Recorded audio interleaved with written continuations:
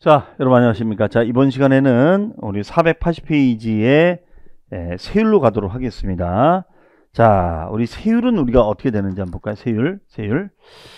일단 세율은 종합부동산세는 세율이 여기 나온 것처럼 이렇게 물결 무늬가 있는 누진세율도 있고요. 그 다음에 비례세율로 되어 있습니다. 그런데 특히 이 세율은 주택 부분이 작년에 올해 개정이 많이 돼서 이 부분이 많이 강화된 거예요. 이 부분이. 자, 그러면 우리 종합부동산세는 계산의 흐름이 이렇게 있었죠. 주택이든 토지든 간에 일단은 다 모으는 거예요. 다 합산해서 이것을 공시한다.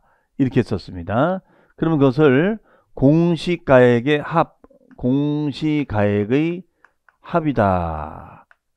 합계액에서 여기서 일정 기준액을 차감을 시켜주는 거예요. 그래서 이 기준액을 아는 것이 매우 중요하다. 이렇게 되는 거죠. 매우 중요하다. 그러면 기준금액을 가지고 따지는 건데 그 기준금액이 주택은 6억 원이 되고 그다음에 단독 명의의 1세대 1주택자는 9억 원이 되고 토지 같은 경우에는 종합합산은 5억, 별도합산은 80억이 됐었습니다. 그럼 여기에다가 곱하기 공정시장가액 비율을 곱하자. 그 다음에 세금의 요율이 되겠습니다. 이렇게 우리가 계산을 해줍니다. 그러면 여기서 지금 종합부동산세가 많이 인상이 된다. 종부세가 많이 인상이 된다라는 것은 결론적으로 공시가격이 인상이 되고 그 다음에 공정시장가액 비율이 인상이 되고 세금 요율이 인상이 된다. 이게 포인트예요. 그리고 여기서 나온 세금이 있는데 자 전체 이렇게 금액이 있어요. 전체 금액에서 6억이 있다. 그럼 6억까지는 뭐 재산세를 내고 기준금액이 있으면 그 다음에 그 기준금액을 넘는 거에 대해서 재산세를 매기고 또 종합부동산세를 또 매기겠다 이런 얘기예요. 그러면 결론적으로 요 동일한 부분에 대해서 세금을 2번 내는 꼴이거든요. 재산세를 내고 또 종합부동산세를 매기는 거예요. 자, 그러면 1차적으로 재산세를 매기고 2차적으로 종합부동산세를 부과한다면 요 동일한 부분에 대해서는 세금 2번 내는 꼴이죠. 맞습니까? 자, 그렇기 때문에 어떻게 한다? 1차적으로 재산세를 냈던 부분은 차감을 시켜주자 이거예요. 차감을 시켜주자. 그러면 요거는 7월과 9월 달에 고지가 되고 이건 12월 달에 고지가 되는데 7, 9월 달에 고지가 됐던 것을 빼주는 거죠. 이건 이중부가 되는 거니까 이런 식의 원리로 갑니다. 해석이요.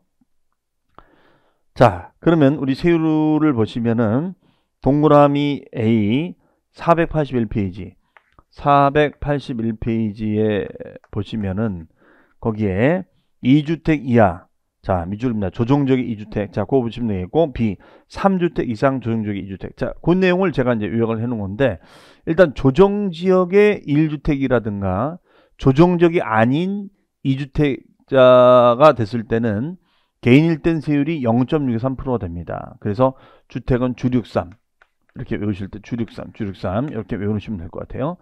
그런데 법인 같은 경우에는 최고세를 부과하겠다는 거예요. 그 이유가 뭐냐면 개인이 주택수가 늘어나니까 종합부동산세 부과 대상자가 되잖아요.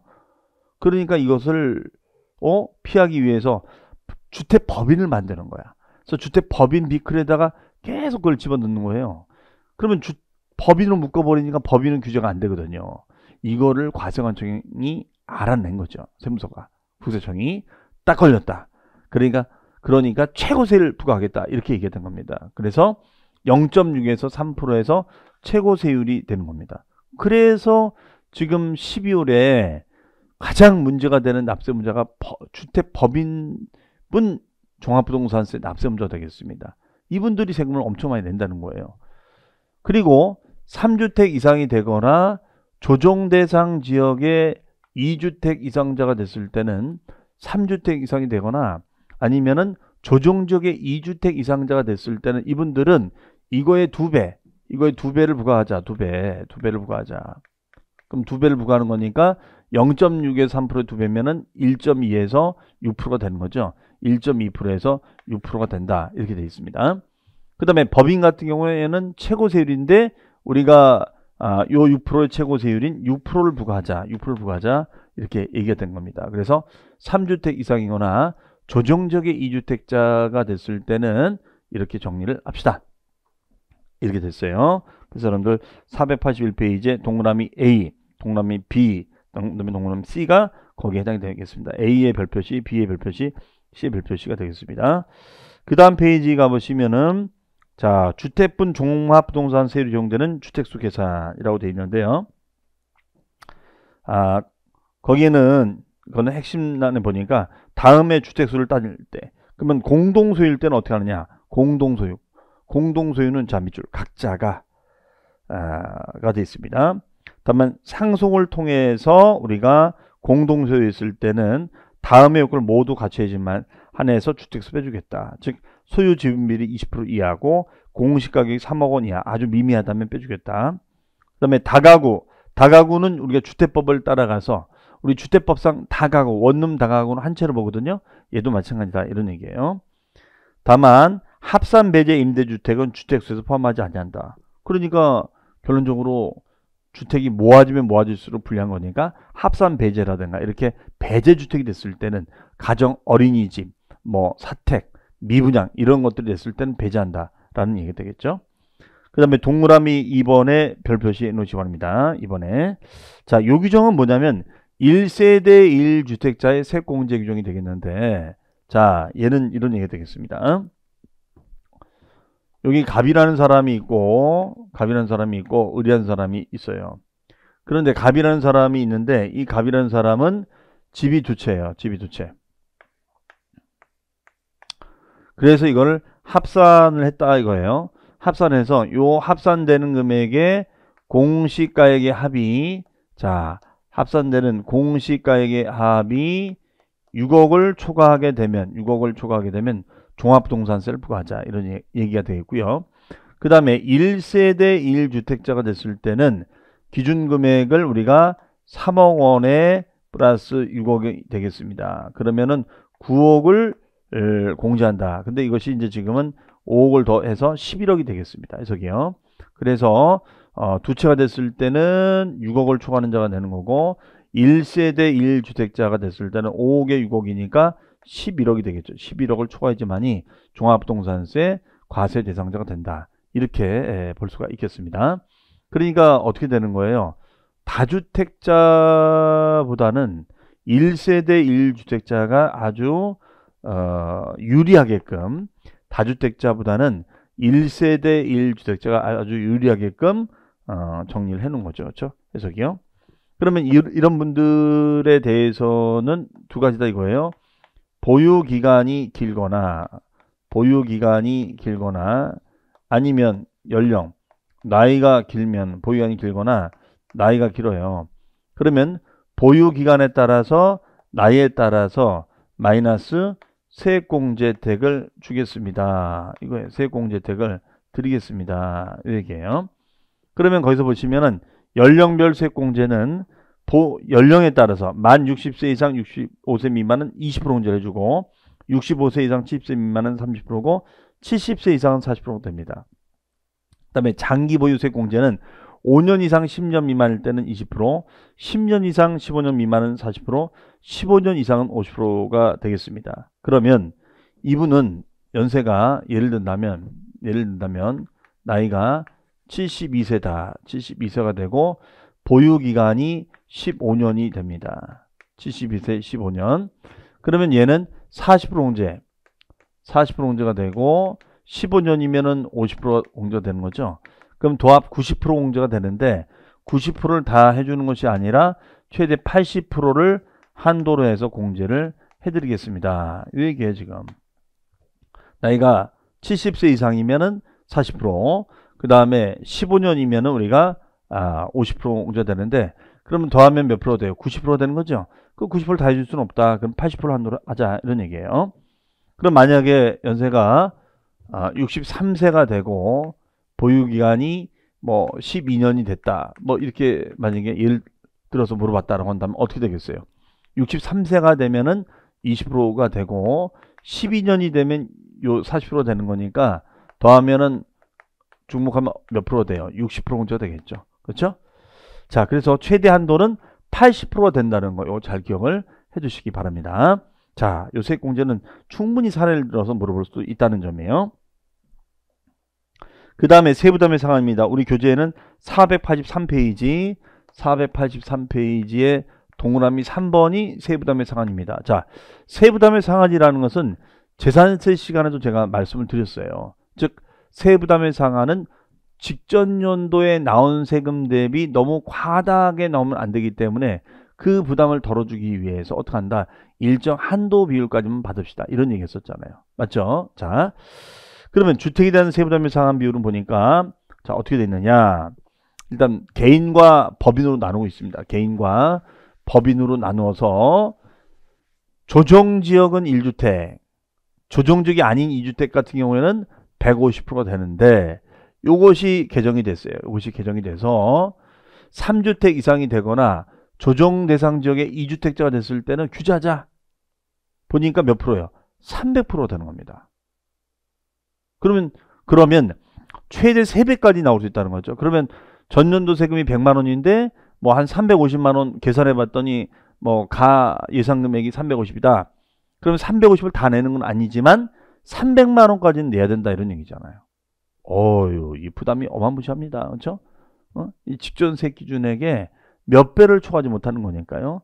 그 다음에 법인의 경우에는 세부담의 상한을 적용한다, 적용하지 않는다, 적용하지 않습니다. 법인의 경우에는 세부담의 상한을 아예 적용하지 말자. 법인은 세부담의 상한을 아예 적용하지 말자. 그러니까 여기는 3배가 되든 4배가 되든 5배가 되든 다 내야 된다. 이런 얘기가 되겠죠. 해석이요. 그래서 동그라미 3번의 세부담의 상한에 그 기억과 니은 밑에 박스 별표 씌워 놓으시고요. 그 다음에 토지로 갑니다. 토지 된 세율은 어떻게 되느냐? 자, 별도 합산. 얘는 200억까지는 영업용 부지는 0.5%, 400억을 넘었을 땐 0.7% 됩니다. 그 다음에 종합합산 토지는 15억까지는 1%가 되고 그 다음에 40억을 넘었을 때는 3%가 됩니다. 1에서 3%. 그 다음에 세부담의 상한 비율은 무조건 150%가 된다. 이렇게 해석이 되겠어요. 네.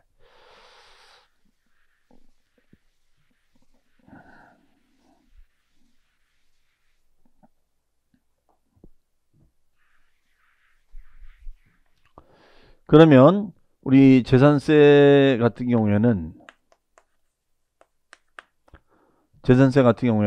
토지, 별도 합산, 그 다음에가 종합합산. 그럼 별도 합산은 얘는 재산세 같은 경우에는 0.2에서 0.4%, 종합합산은 0.2에서 0.5%가 되고요. 별도 합산은 우리 종합부동산세에서는 어떻게 한다는 거예요? 종합부동산세에서는 별 57, 별 24, 별 57, 0.5에서 0.7. 네. 그다음 종합사는 종일삼 1에서 3%. 네, 이렇게 한다는 거죠. 자, 그래서 요 율을 외우실 때 재산세율하고 종합부동산세율을 섞어서 물어볼 수 있어요. 즉 재산세율 물어볼 때 종부세율을 물어볼 수도 있고 종합부동산세율을 물어볼 때 재산세율을 물어볼 수 있단 말이에요. 그런 점에서 차이가 있기 때문에 꼭 이거 암기를 잘 해주시겠습니다. 그래서 재산세는 별, 리, 사. 그 다음에 종합부동산세는 별 5, 7. 그 다음에 종합사는 종 2, 5. 그 다음에가 종 1, 3의 누진세로 간다. 이렇게 정리를 하시면 되겠습니다. 자, 그러면은 여러분들 그 밑에 가로 2번에 하단에 토지의 동그라미 1번 종합합산 토지는 1000분의 10이면 1%가 되고 그 다음에 45억 넘으면 초과되면 1000분의 30이면 3%가 되겠죠. 그렇죠? 그 다음에 니은에 재산세로 부과된 세금은 1을 공제한다. 그 동그라미 니은 같은 경우에는 이중과세 방지가 되겠습니다. 동그라미 니은은 이중과세를 방지하자. 그래서 얘는 일정 기준 금액을 초과됐을 때는 재산세를 내고 또 종합부동산세를 내야 되는데 이미 냈던 것만큼은 차감을 해주자. 이런 얘기가 되겠네요. 해석이요. 그 다음 페이지 세부담의 상한에서 동그라미 2번 별도 합산. 자, 별도 합산 과세대상 토지는 어떻게 돼 있습니까? 200억까지는 1000분의 5, 0.5에서 400억 초과할 때는 1000분의 7, 0.7%가 되고 있죠. 네, 별 7, 이거 얘기합니다. 그러면 세부담의 상한은 자, 동일하게 동그라미 D가 세부담의 상한은 토지는 다 150%예요. 토지는. 주택은 아까 150%도 있었고 300%도 있었죠. 그런데 얘는 무조건 150%가 됩니다. 자, 그러면 요 기출됐던 질문 볼까요? 32회 올해 바로 시험에 나왔었네요. 그렇죠? 바로 중복공제. 우리가 1세대 1주택자는 실수요자로 보는 거예요. 실수요자.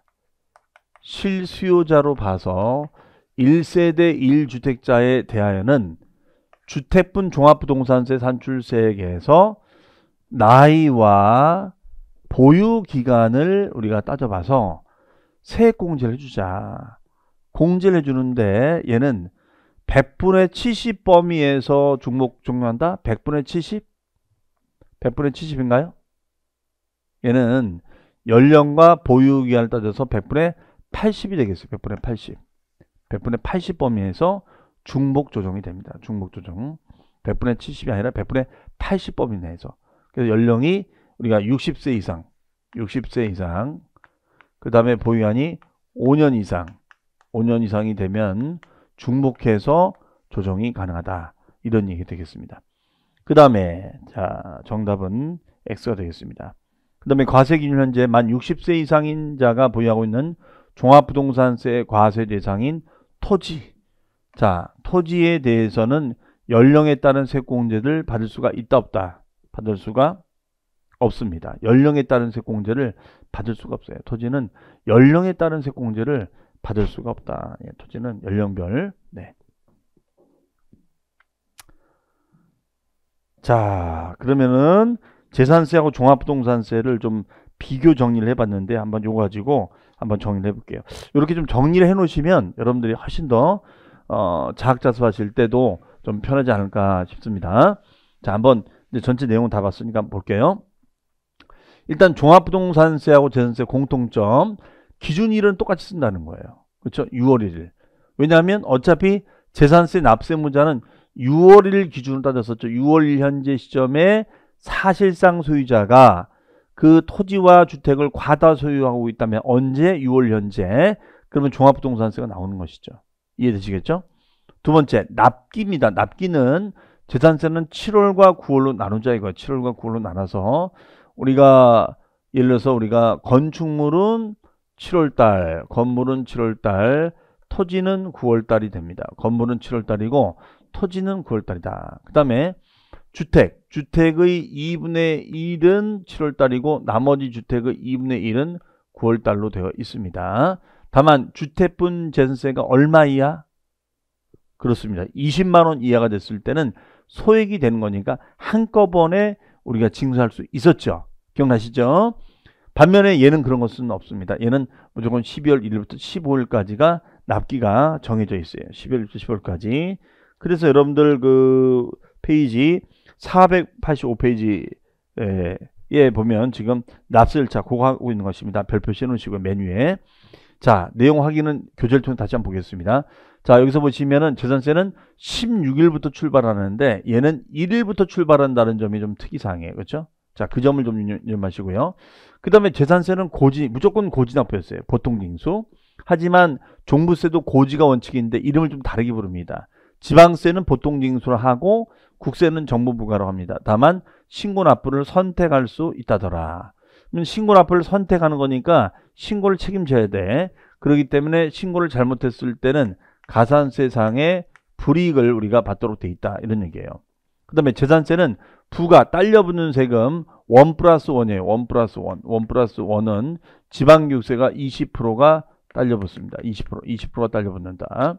그 다음에 종합부동산세는 농어촌 특별세가 20%가 딸려붙습니다. 그러면 얘는 100만원이면 얘는 20만원, 1000만원이면 200만원. 얘도 마찬가지죠. 그 다음에 병기되는 조세, 병행하여 기재가 되는 조세 같은 경우에는 지역자원시설세가 있다. 얘는 성격이 독립세죠. 독립세적 성격을 가지고 있는데 하지만 종부세는 없다. 그 다음에 재산세는 2,000원 미만일 때는 징수를 면제해 줍니다. 종부세는 없고, 그 다음에 소유자 변동신고. 소유자 변동신고라는 것은 이거예요. 공부상의 소유자와 사실상의 소유자가 일치하지 않는다면 사실상의 소유자가 내는데, 실제 잔금 등을 주고받았는지를 알기가 쉽지 않단 말이에요. 잔금을 치렀는지 어떻게 아느냐. 그래서 이런 사실에 대해서는 소유권 변동신고를 하는 거고, 만약에 변동신고를 하지 않았다. 만약에 변동신고를 하지 않으면 알 길이 없다 이거죠. 그러면 공부상 소유자에게 고지서를 보내줍니다. 자, 이렇게 되어 있습니다. 그 다음에 소액징수 면제. 자, 얘는 세금이 얼마 미만? 2,000원 미만일 때는 아예 징수가 면제가 되지만 종부세는 없습니다. 즉 부자세야. 부자세는 면제 주는 것이 없습니다. 그 다음에 소유자 변동신고는 기준일로부터 10일까지 변동신고하는데 얘는 됐고요. 그 다음에 고지서는 동의 둘 다 납기 개시 5일 전까지. 왜냐면은 일주일 토요일 일을 빼니까 5일 남잖아요. 그러니까 5일 전까지 발송해 주는 겁니다. 그 다음에 둘 다 재산세는 250만원 초과, 종부세도 250만원 초과 됩니다. 분할 납부기간은 2개월인데 주의할 점은 얘는 6개월이 된다는 점이죠. 그 점이 좀 다르고, 그 다음에 물납은 얘는 1,000만원 초과 시 관할구역 내 부동산으로 물납이 됐었는데 종합부동산세는 그 규정이 없다라고 보시면 되겠습니다. 자, 그러면 거기 보시면 485페이지에 485페이지에 가 보시면은 종합부동산세는 과세 기준일이 6월 1일이 된다. 그때 납세지는 동그라미 1번과 2번이 있는데요. 자, 동그라미 1번 밑줄 개인 또는 법인을 보지 않는 단체, 그 다음에 동그라미 2번 법인. 그러면 1번의 개인 같은 경우는 납세지를 어디로 하느냐, 주소지 등으로 하자 이거야. 주소지 등으로 합니다. 주소지를 기준으로 하자.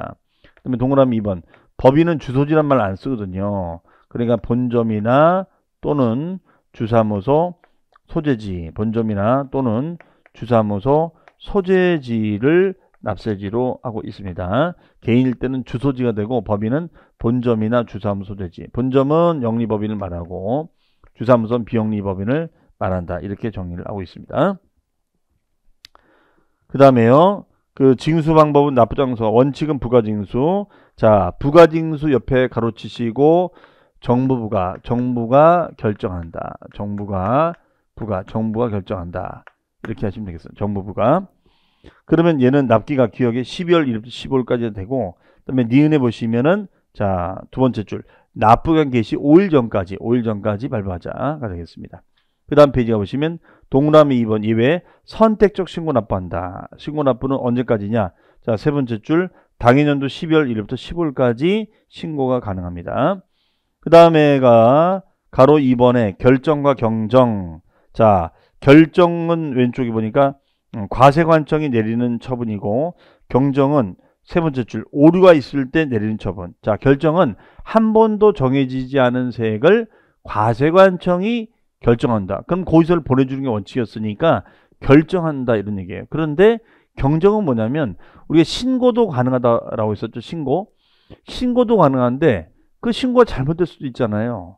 그러면 신고에 오류가 생겼다면 그 오류를 다시 정해서 내려주는 행정처분을 경정이라고 표현합니다. 자, 다시요. 결정이라는 것은 과세관청이 처음부터 내려주는 처분이에요. 그래 고지서를 보내준다면 그렇게 될 수가 있겠죠. 그런데 경정이라는 것은 신고를 했는데 신고에 오류 등이 생긴 거죠. 그 오류를 바로 잡아주기 위해서 내리는 수정처분을 경정이라 얘기하고 있습니다. 그 다음에 3번 별표시 물납 분할납부, 4번 부가세 별표시. 자, 물납은 할 수가 있다 없다? 없다. 예, 여기 보시면 재산세는 1,000만원 초과시 관할구역 내 부동산으로 물납을 했었어요. 관할구역 내 부동산이었었는데 종합부동산세는 아예 없습니다. 자, 그 점이 좀 다르다는 것이고, 분할납부는 어떻게 돼요? 얼마 초과? 250만원을 초과하면은 6개월까지. 그렇죠. 6개월. 자, 그럼 만약 시험 질문에서 재산세와 종합부동산세 분할납부기한은 동일하다. OX, X 틀리는 거예요. 다릅니다.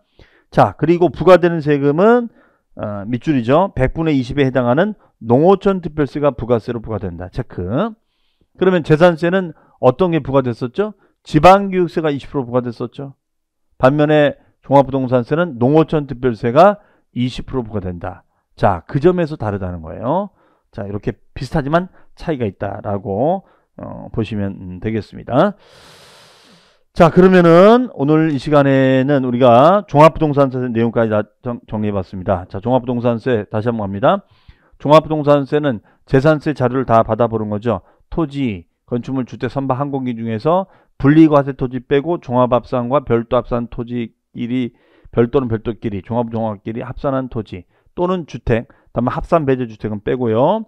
그래서 주택은 주택, 종합은 종합, 별도는 별도끼리 합산하고 공시하도록 되어 있다. 그것이 공시가 합인데 그 기준금액의 주택은 6억, 법인은 제한 없고 그 다음에 신탁된 주택은 위탁자 걸로 본다. 다만 단독 명의의 1세대 1주택자는 실수요자로 보기 때문에 6억 앞에 5억을 던져줘서 11억이 됩니다. 그 다음에 종합합산은 5억, 별도합산은 80억이 초과되고 거기다가 공정시장가입비를 100% 해주자. 그리고 누진세율로 계산해 줍니다.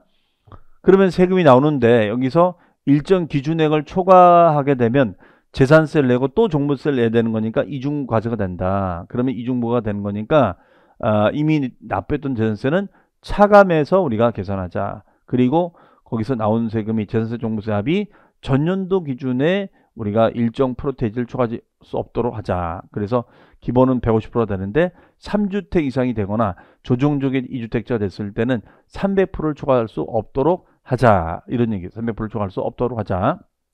이렇게 얘기가 되어 있습니다.